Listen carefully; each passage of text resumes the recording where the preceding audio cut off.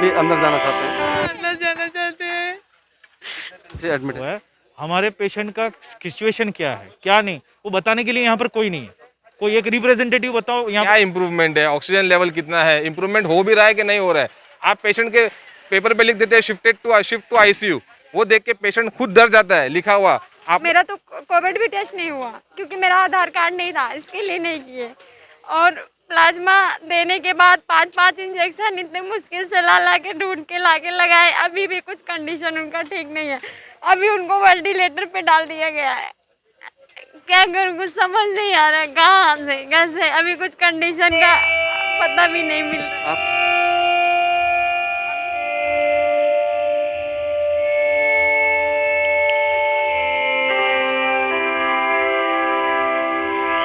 नमस्कार, आपका समय में आप सभी का स्वागत। मैं अनिल नौटियाल आज फिर शहर के कुछ मुद्दे लेके विधायक गीता जैन के पास आया हूँ और मैं उम्मीद करूँगा कि मैडम जो शहर के लोगों के जो सवाल हैं वो हमारे माध्यम से अगर मैडम तक हम पहुँचा रहे हैं तो मैं उम्मीद करूँगा कि मैडम हमारे सवालों के जवाब दें और कहीं ना कहीं लोगों को विश्वास में लाएं कि मैडम जिस प्रकार से कोरोना का जो हर दिन ग्राफ बढ़ते जा रहा है, आप देख ही रहे हैं कि पहले 200-300 थे, अभी 400 और अब तकरीबन 2-4 दिनों से 500 क्रॉस हो रहे हैं। इसका मतलब साफ है कि हमारे शहर में अस्पतालों पूरे भरे हुए हैं। तो सरकार में आप कहीं ना कहीं सरकार में हैं, तो सरकार की योजनाएं हमारे शहर के लिए क्या है मैडम, ये बताइए पहले।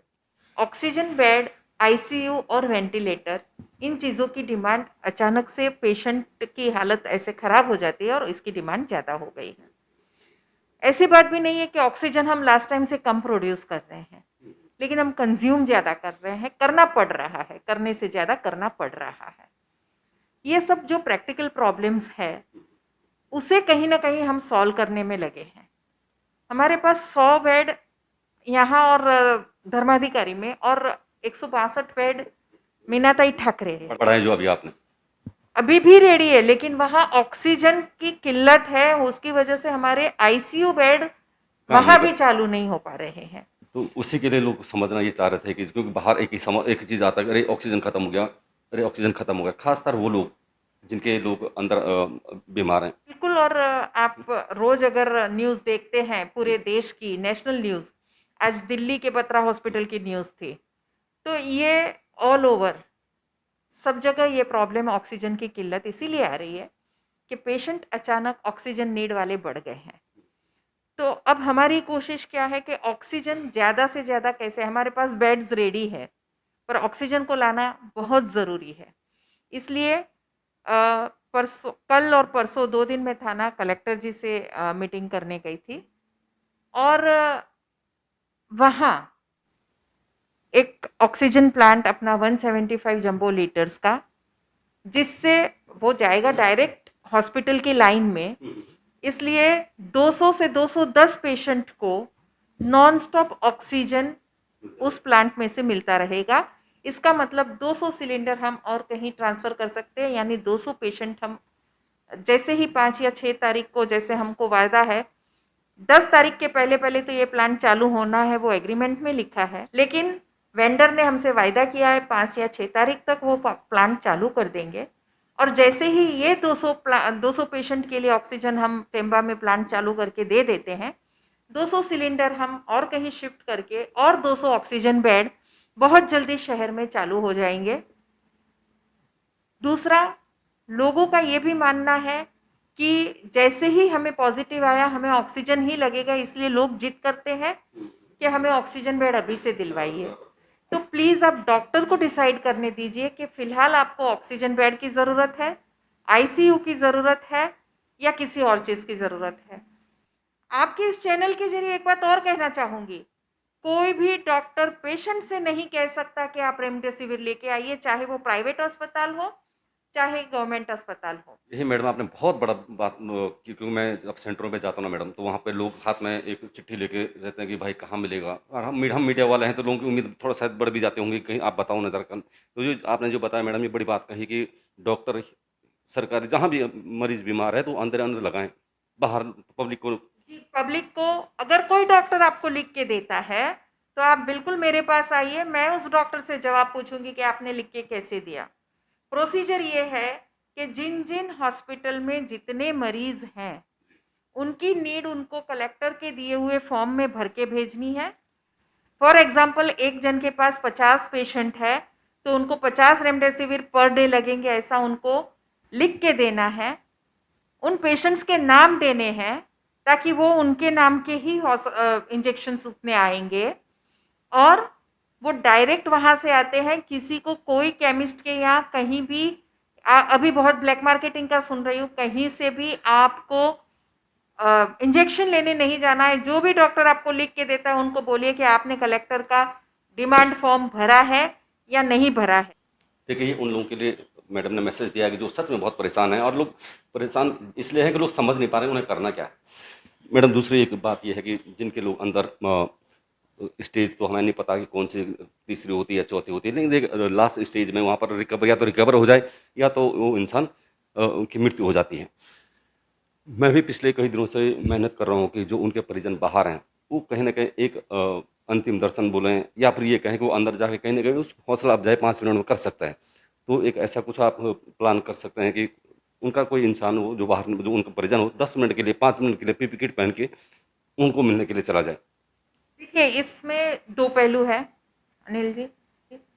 ऐसे अगर हर एक लोग जाना चाहेंगे तो वहाँ आप टेम्बा मेरे इसलिए साथ हमने थे। कहा ना जो स्टेज वाली, क्योंकि उस स्टेज में जी, बहुत कम मैं लोग वही हैं। बोलना चाहती जी, हूँ। जी, आप मेरे साथ वहाँ थे जब मैं टेम्बा में जी। गई थी, और आपने वो बेड की हालत देखी, कितने नज़दीक नज़दीक लगाए थे, क्योंकि हमारे पास पेशेंट ज़्यादा है।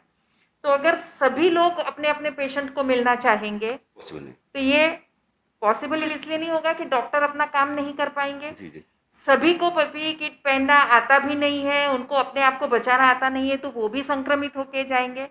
तो ये एडवाइजेबल सभी के लिए करना ऐसा नहीं है, लेकिन उनके परिवारजनों को जिनको डॉक्टर ने बोल दिया है कि अब इनके बचने की आशा नहीं है, भगवान न करे ऐसा कोई समय किसी पे आए, लेकिन उसके बावजूद हम भगवान नहीं है, कभी ऐसा कोई समय आ जाता है, बिल्कुल मेरे पास आए, मैं आपको अपनी तरफ से एक पीपी किट दूंगी। डॉक्टर को कहूँगी कि इनके पेशेंट की शायद उम्मीद ख़त्म हो चुकी है, तो आप उन्हें अंतिम बार मिलने दें। तो ये ज़रूर हो सकता है, लेकिन मैं फिर कहूँगी कि ये मैं सबके लिए नहीं कर सकती, क्योंकि अननेसेसरी हॉस्पिटल की व्यवस्था बिगड़ जाएगी। कोई 1 या 2 ऐसे वाक़ये हो जाते हैं, बहुत दुख के साथ कहती हूँ कि ऐसा होना नहीं चाहिए।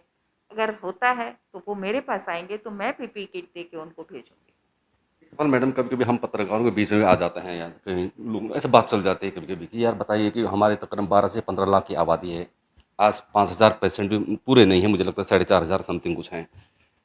प्राइवेट से लेके सरकारी हॉस्पिटलों तक हमारे पास 5,000 लोगों को ट्रीटमेंट करने के लिए, हम तो बोलते हैं ना हमारा शहर बहुत अपडेट कर रहा है, हमारा शहर तरक्की कर रहा है। हमारे कई नेताओं का तो मुझे लगता है कि आपको इलेक्शन में देखा ही होगा कि हमने ये किया ना वो किया ना, लेकिन आज 5,000 लोगों का हम इलाज नहीं कर सकते हैं। न मैं नहीं चाहता हूँ ऐसा दिन आ जाए, लेकिन गलती से जिस तेज़ी से फैल रहा है, अगर 5 की जगह 10,000 हो जाए तो क्या हाल होंगे। मैं फिर कहती हूँ, आज भी हमारे पास 2000 के करीब करीब बेड खाली हैं। आज भी हमारे पास पूरी व्यवस्था है। हमारे 4 सेंटर अभी भी खोलने के लिए हमने हॉल देख रखे हैं। संस्थाओं ने भी 2 ने अप्लाई किया है, उनको भी खोलना है, उनको भी हम मंजूरी दे सकते हैं। किल्लत सिर्फ ऑक्सीजन की है, बेड की नहीं, डॉक्टर्स की नहीं। हम सब तरह से उनकी मदद, उनकी सेवा कर सकते हैं। मैडम एक अंतिम सवाल हमारा ये है कि हमारा जो शहर है मीरा भाईंदर महानगर पालिका, तकरीबन 95 नगर सेवक हैं, 2 विधायक हैं, खासदार हैं। जब मैं लोगों के पास जाता हूँ तो लोग बोलते हैं कि नेता गायब हैं, तो आप क्या बोलना चाहेंगे इसमें? क्योंकि उनको एक मार्गदर्शन की जरूरत है, क्योंकि देखिए जैसे मैंने कहा कि इंजेक्शन नहीं मिलता है तो परेशान रहता है, किसके पास जाएँ? अंदर आदमी बीमार है तो किसको बोलें कि मैं उसको कुछ मैसेज देना चाहता हूँ कि लोग अंदर क्या ट्रीटमेंट चल रहा है उनको पता नहीं होता है तो लोग। क्योंकि ये समय ऐसा है कि लोग मुझे ऑफिस में आके ना मिले या मैं लोगों को बाहर जाके ना मिलूँ तो ज़्यादा अच्छा है, लेकिन हम सब फ़ोन पे अवेलेबल हैं। मैं रात को 2 बजे भी लोगों का मार्गदर्शन करती हूँ। एक बार रात को 2:30 बजे कुछ 40 लोग मेरे घर के नीचे आ गए थे। उनके स्वजन कोई एक हॉस्पिटल में ऑक्सीजन की कमी हो गई थी, तो उनको उस समय रात को 2:30 बजे 3 बजे भी कमिश्नर साहब को मैं धन्यवाद देना चाहूँगी कि उन्होंने ऑक्सीजन सिलेंडर उधर भेजे। तो ऐसा कोई भी वाकया है तो आप बिल्कुल मेरे पास आ सकते हैं, मुझे फ़ोन कर सकते हैं, किसी भी समय फ़ोन कर सकते हैं। मैंने 3-4 मेरे पेज पे नंबर भी दिए हैं, मेरे पीए के नंबर है, तो मेरे कार्यकर्ताओं के नंबर है, वो आपको सभी तरह से हेल्प करेंगे। आपको प्लाज्मा की ज़रूरत है, आप कॉल कर सकते हैं।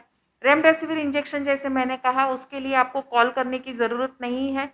जहां आपका पेशेंट एडमिट है वहां से उस डॉक्टर को कहिए कि आप हमें ला के दीजिए। ये अब कलेक्टर के हाथ में है, किसी भी केमिस्ट के पास वो आपको इंजेक्शन नहीं मिलेगा, इसलिए ब्लैक में लेने की कोशिश भी ना करें।